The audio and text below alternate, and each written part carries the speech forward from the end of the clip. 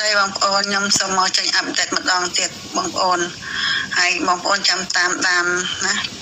បងប្អូនចាំតាមដានខ្ញុំទាំងអស់គ្នាណាបងប្អូនចាំតាមដានខ្ញុំទាំងអស់គ្នាចឹងប៉ាសពតគាត់ហ្នឹងគឺប៉ាសពតគាត់ហ្នឹងអត់មាននៅក្នុងពិភពលោកយើងទេហើយប្រទេសឈីបគាត់ហ្នឹងក៏អត់មាននៅក្នុងពិភពលោកដែរហើយទៅគេសាកសួរគាត់ចុះឡើងគាត់ថាមកពីប្រទេសប្រទេសអីគេថូរ៉េនហ្សាប្រទេសថូរ៉េនហ្សាហ្នឹងគឺអត់មាននៅក្នុងពិភពលោកអត់មាននៅក្នុងផែនទីហើយទៅគេសួរបញ្ជាក់ថាអញ្ចឹងប្រទេសថូរ៉េនហ្សាហ្នឹងមានពិតមែននៅក្នុងផែនទីដល់ពេលទៅគាត់ស្លុតគាត់មុខគាត់ឡើងត្រជាក់ហើយទៅមុខឡើងស្លេកស្លាំងគាត់ឈប់និយាយមកទៅប្រហែលជា1ម៉ោងបងប្អូនអញ្ចឹងគេឆែកតាំងពីឈីបគាត់ឆែកអីហើយពួកអីគាត់ហោះហើរពី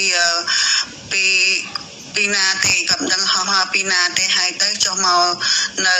airport New York JFK បងប្អូននៅ New York ពលានយន្តហោះ JFK អញ្ចឹងគេសាកសួរគាត់មែនតែនដល់ពេលសាកសួរទៅគាត់ថាគាត់មកពីតូក្យូប្រទេសជប៉ុន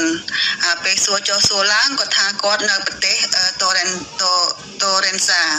ហើយប្រទេសតូរ៉េនហ្សាហ្នឹងសន្តិសុខហើយអ្នកធ្វើការនៅក្នុង airport ហ្នឹងគេភ្ញាក់ផ្អើលហើយគេ search មើលក្នុង computer នៅក្នុងផែនទីទៅអត់មានប្រទេសហ្នឹងទេអញ្ចឹងទៅគាត់ភ័យគាត់នៅស្ងៀមអញ្ចឹងទៅពេលគេឃើញអញ្ចឹងគេឃើញគាត់នៅស្ងៀមអញ្ចឹងគេថាគេយកគាត់ទៅដាក់ក្នុងបន្ទប់មួយបន្ទប់សម្រាប់អីគេស៊ើបសួរថាអ្នកខុសច្បាប់អ្នកអីអញ្ចឹងណាស៊ើបសួរឲ្យតបន្ទប់ហ្នឹងទាល់តែមានការមានអីទៅចេញចូលរបស់ប៉ូលីសអត់បានបើកបានអញ្ចឹងគេយកគាត់ទៅដាក់ក្នុងបន្ទប់ហ្នឹងដល់ពេលគាត់ដើរចូលទៅគាត់សួរគេថា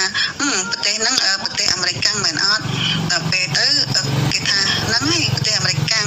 ហើយទៅគាត់សួរគាត់ប្រាប់គាត់ខ្សឹបប្រាប់ទៀតថាអូអញ្ចឹងគាត់ខុសគាត់ចុះមកខុសអីគេខុសពិភពលោកអីអញ្ចឹងអាមេរិកនេះមិនពិភពលោកទេទីនេះមិនមែនពិភពលោករបស់គាត់ទេអញ្ចឹងឥឡូវកំពុងឲ្យចលាចលមែនតែនប៉ូលីសស្វិតស្វែងមែនតែនន័យថាស្រាវជ្រាវរកមែនតែនភ្ញាក់ផ្អើលមែនតែនហ្មងណាបងប្អូន